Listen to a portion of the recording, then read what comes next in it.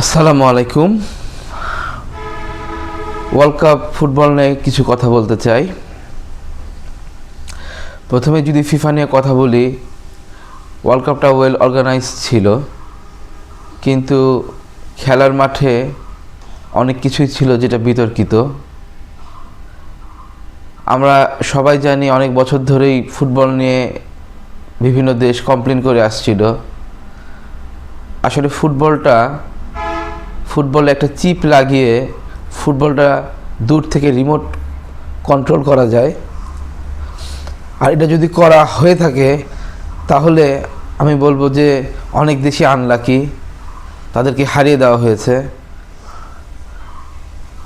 রেফারিংয়ের মান নিয়ে যদি কথা বলতে চাই, রেফারিংও বায়াস ছিল কিছুটা, অথবা অদক্ষতা ছিল, আমার কাছে তাই মনে হয়েছে। রেফারিংটা একটু ভালো আশা করেছিলাম। এবার খেলার মাঠে যদি আসি,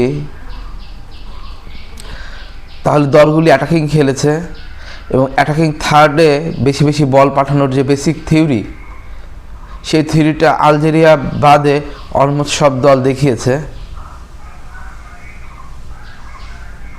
আসলে আধুনিক ফুটবলে বল পজিশনিং করার চেয়ে অ্যাটাকিং খেলে খেলাটাকে আরও এক্সাইটিং করে তোলাটাই হচ্ছে মূল গুরুত্বপূর্ণ বিষয়।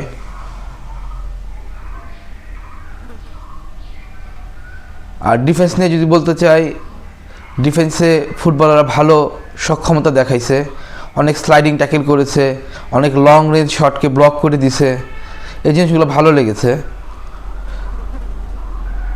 আর মিডফিল্ডের ক্রিয়েটিভিটি একটু কম দেখা গেছে, যেটা এক্সপেক্টেড। সময়ের সাথে ক্রিয়েটিভিটি কমে যাবে যে ধরনের ফুটবল এখন চলছে। তবে ক্রিয়েটিভ গোল আরও বেশি আশা করেছিলাম, যেটা দেখতে পাইনি, কিছুটা আনলাকি আমরা। আর ব্যক্তিগত নৈপুণ্য খুব একটা বেশি দেখা যায়নি, যেটা আমরা মিস করে গেছি। এখন সামনে বাংলাদেশের একটা বড় টুর্নামেন্ট, সার্ক টুর্নামেন্ট। বাংলাদেশ এখন ফুটবল নিয়ে যে বেসিক ধারণাটা নিজের মধ্যে লালন করতে পারে এই ওয়ার্ল্ড কাপ শেষে, সেটা হচ্ছে প্রথমে স্ট্রাইকিংয়ে 0.1 সম্ভাবনাও যদি থাকে স্ট্রাইক করার, যে কোনো পজিশন থেকে বল স্ট্রাইক করার দক্ষতা বাংলাদেশের স্ট্রাইকারদের অর্জন করতে হবে। আর বল পজিশনিং করাচ্ছে গতিময় এবং কুইক পজিশন চেঞ্জ করে দ্রুত ফুটবল খেলার এবং দ্রুত আক্রমণে ওঠার সক্ষমতা বাংলাদেশকে অর্জন করতে হবে। বাংলাদেশকে আবার ওভারল্যাপিংয়ে যেতে হবে এবং সার্ক ফুটবলে বাংলাদেশকে 1-0 গোলে বা 2-0 গোলে জেতা যাবে না। বাংলাদেশ এখন যে মানের ফুটবলার আছে এবং যে কোয়ালিটির ফুটবল খেলার চিন্তাভাবনা করছে, আগামী বিশ্বকাপ ফুটবলে যদি বাংলাদেশ খেলতে চায়, তাহলে সার্ক ফুটবলে বাংলাদেশকে 3-0, 4-0, 5-0, 6-0 এরকম বড় বড় ব্যবধান করার চিন্তাভাবনা করতে হবে।